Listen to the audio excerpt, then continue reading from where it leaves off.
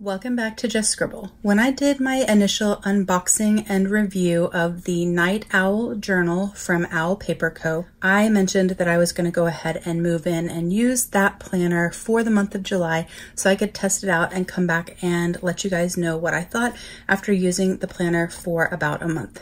Now, July isn't quite over yet, but I wanted to go ahead and hop on now and show you guys how I've been using this planner and talk about my thoughts on this planner, because the pre-order for the NightOwl Journal does end at the end of the month, and I wanted to make sure that I got back on and showed you guys how I was using it and gave you guys my thoughts before the pre-order ended. So before I get into the planner, I did want to go over a couple of things. One is that if you hear any background noise, I apologize. It is the evening. We just finished dinner. My boys are in the other room watching Shark Week, and I'm in here videoing because I wanted to share this with you guys. So I apologize for any background noise. And the second thing is to make sure that you stick around until the end of this video, because Marissa, the owner of Owl Paper Co. and the creator of the NightOwl Journal, did reach out to me about doing a giveaway. So later in this video, I am going to have a giveaway of one of her 2023 planners. So I wanted to make sure that I let you guys know that there was going to be a giveaway at the end of this video. So this is my NightOwl planner. It is in this cover from SmartV. I did do a review of one of their covers in Hobonichi Week size. I did a giveaway of that cover, and then I went and purchased the B6 size for myself in this beautiful hot pink color. Got some stuff on the back. In this beautiful hot pink color. This is what I've been carrying this NightOwl planner in. I did have my health and wellness journal on this side, like tucked in this side. It's in Nostalgia, but I took it out for summer just to make my everyday carry just a little bit smaller and a little bit lighter. But that's the cover that I have it in. And then I have the actual planner itself, the NightOwl Journal. I do have it in this clear cover from Catspresso Co. with these holographic stars on it. So if you haven't seen my initial video on this, I will put a link in the cards up above. Definitely want to check that out, because I'm not going to go through all of the details of this planner in this video, because I did that in detail in the last video. In this video, I just wanted to kind of show you guys how I've been using this planner and give you guys some of my thoughts. So I have not done anything on the index pages. I don't generally index my planners. If I decide I want to add an index, I would do it at the end of the year when it's complete. So for right now, those are blank, and I have not done any goal setting in this planner. I've actually bought the Moxie Life A5 like companion books, the little 4-book set of goal planning books. And so I have those, and so I'm not doing any goal planning in my planners right now because I'm working through that Moxie Life system. And so I'm not putting anything in here as of yet. The next section is the quarterly section, and I didn't use this either for a couple of reasons. One is that I didn't know if I was going to stay in this planner for the rest of the year or if it was just going to be temporary for the month of July. And the other reason is because I haven't figured out how I wanted to use these quarterly pages. Most of the quarterly pages that I have in other planners either have a monthly spread on them, or they have the columns with the days of the month on them, so you can do habit tracking, project planning, and things like that.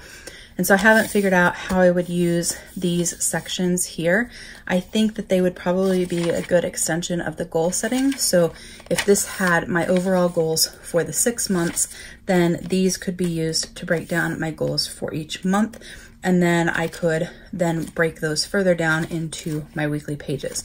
So I think that's probably how I would end up using it, because this isn't set up really for habit tracking or for my bill pay or any of the other like normal formats that these sections come in. But after that, you go into the monthlies. So this is my month of July as it is so far. I'm using my monthly pages the same as I did in my Sterling ink, the same as I do in any of my everyday carry, catch-all, everything personal planners. I use them for functions. So it's all of the events and appointments and vacations and all of that, and like lists of things I need to make sure I do in the month. And so it's a very functional layout for me. I do add decor because I like decor in my planner. It inspires me to use it, and it also makes it look pretty, but it is a very functional layout for me. So that is the month of July. And then after your months, you have 2 more blank pages. I actually toyed with the idea of drawing in a second monthly and using this for social media, for like brand planning for Just Scribble. But I decided that instead I would use this for photos of the month. So if I was going to continue using this planner through the end of the year, and this was going to be my planner because this is a 6-month planner, so it goes from July to December, At the end of July, I would print out some photos from some key memories of the month, and I would print them on sticker paper and put them on here. And so I'd have my monthly functional, and then I'd have a sort of memory spread, and then the next month is there. Let me move my Ollie clip. So that's how I plan on using these pages, but the month isn't over, and I don't know that I'm staying in this planner for the rest of the year, so I haven't done anything here yet, but that's how I intend to use these pages. So after that, I go into August. I have already decorated all of the months for the rest of the year. Any planner that I have for work and personal, I pre-decorate all of my months in that book, because then as appointments and things come up, I can go ahead and add them to my planner. So I already have things to put down in December. I already have things to put down in November, October. I don't have anything in September yet except for a work holiday. And I already have things in August. And so as things come up, I go ahead and add them to my monthlies. This works really, really well for me, because then I can color coordinate what I'm putting, especially for special things. Like we're going to see a play in December, we're going to see one in October, I'm going on a trip in August. I can color coordinate those to the decoration. So that's how I'm using the monthlies. And then after the monthlies, I'm gonna skip this first week.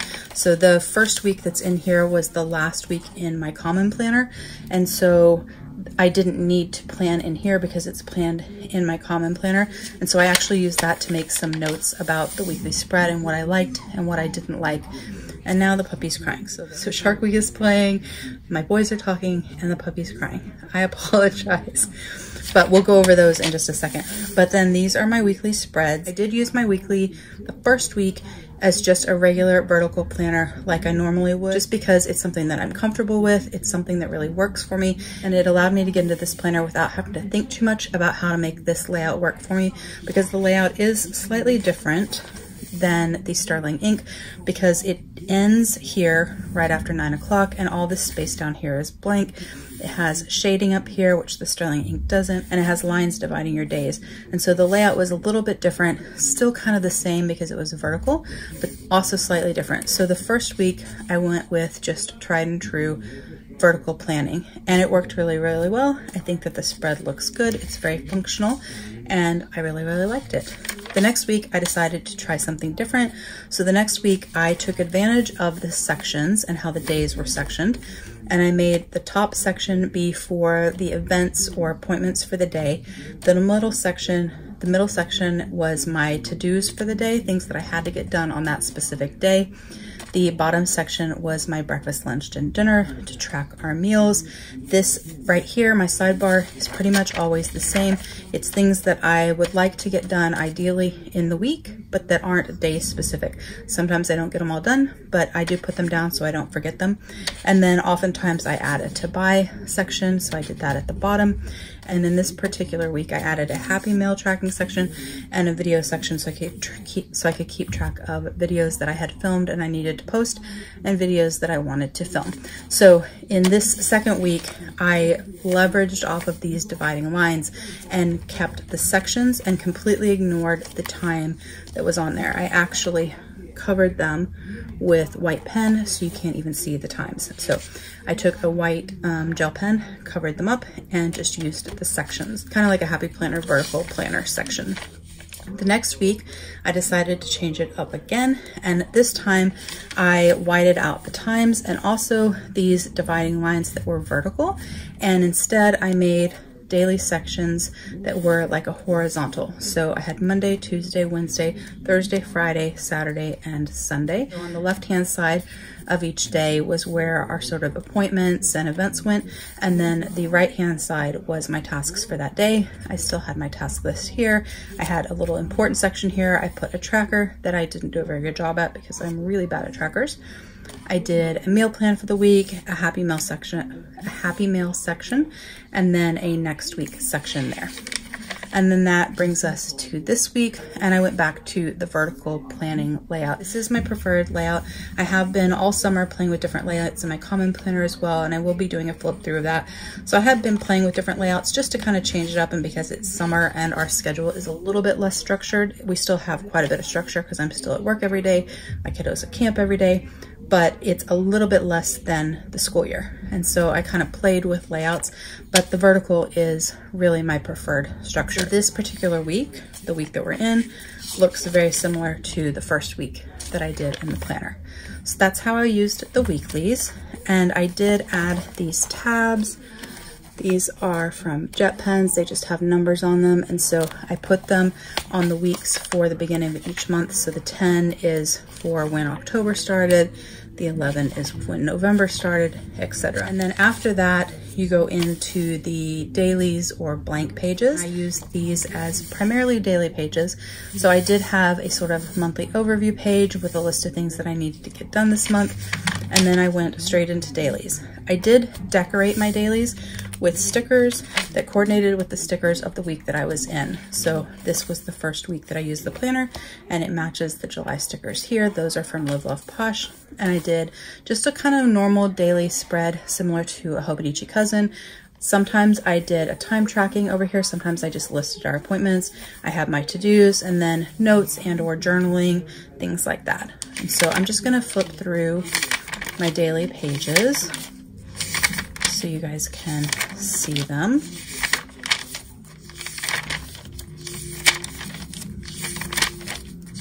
And this is the week that we're in.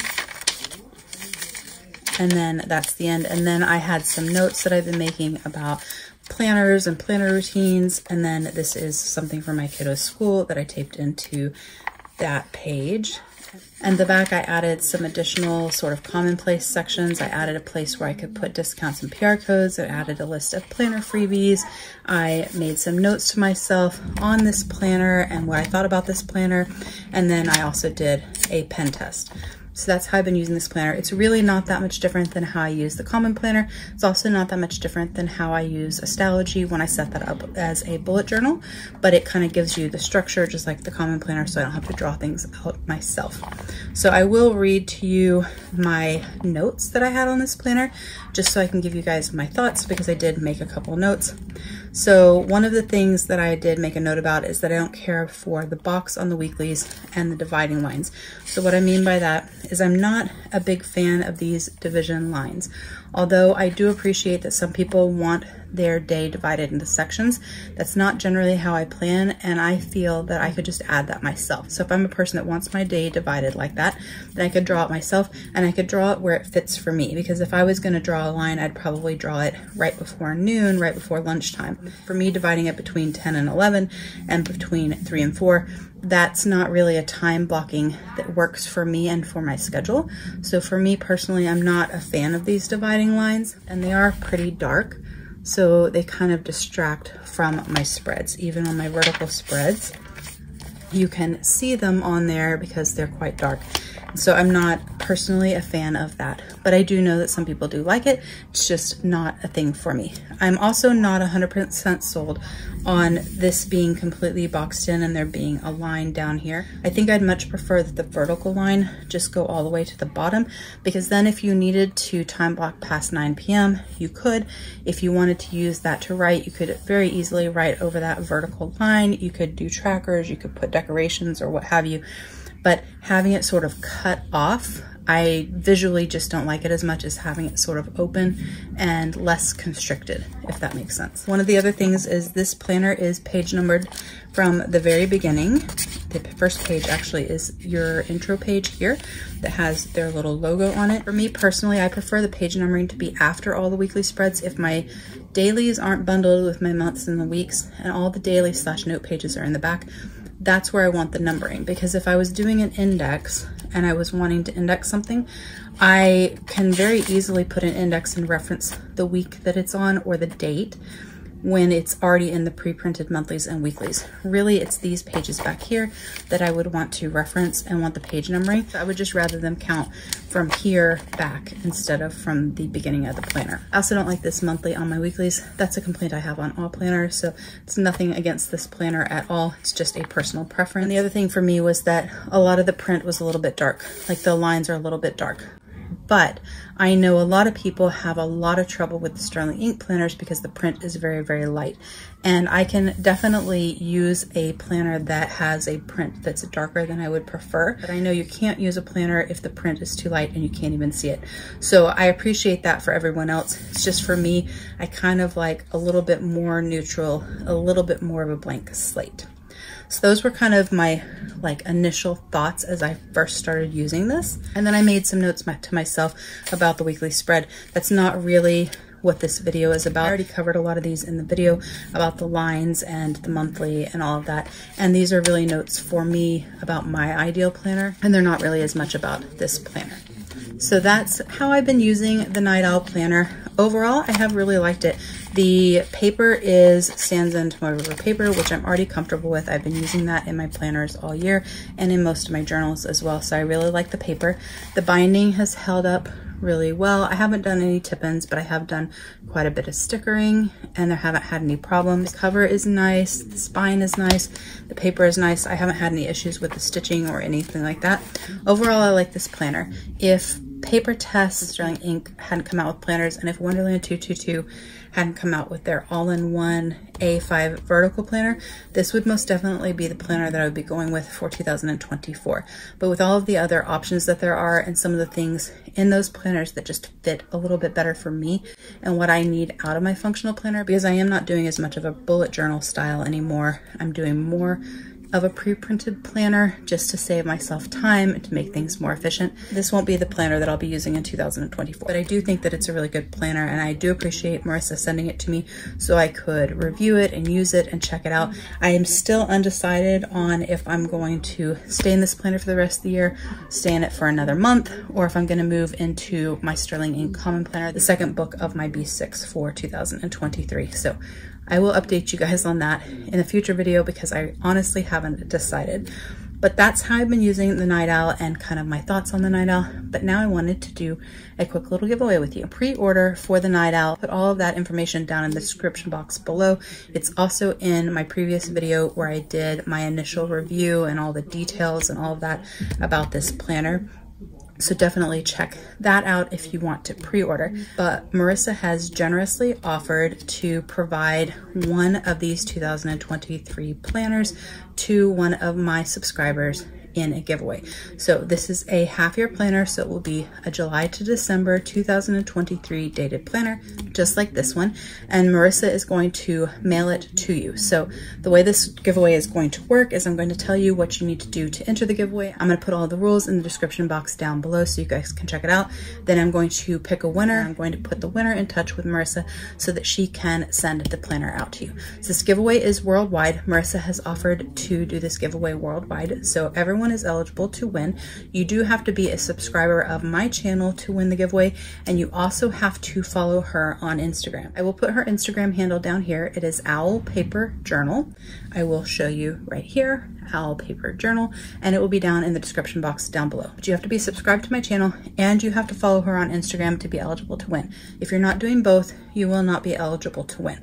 The only other thing you have to do to be eligible to win is comment down below with a star emoji and tell me what your favorite feature of the NightOwl planner is. So that's all you have to do. Be subscribed to my channel, go and follow her on Instagram, put a star emoji down below, and then tell me what your favorite feature of the NightOwl planner is, and you'll be entered in the giveaway. I do want to ensure that the winner of this planner gets it fairly quickly, so this giveaway is actually going to have a fairly short turnaround. So the giveaway is going to start now, the moment this video goes live, and it's going to end on Friday at noon Central Standard Time, and then I'm going to announce the winner on Friday before midnight Central Standard Time. I will announce the winner here as a response to your comment, and I will also post an announcement in my community tab, so make sure you are checking back. But Friday at noon Central Standard Time, the giveaway is going to close, and then before midnight by 11:59 p.m. Central Standard Time, I will have announced the winner. That is the giveaway, and that is my share of how I've been using this planner. If you have any questions or comments, please don't hesitate to comment below. I will definitely get back with you. Make sure you put a star emoji and a comment with your favorite feature of the NightOwl planner if you want to be entered in the giveaway.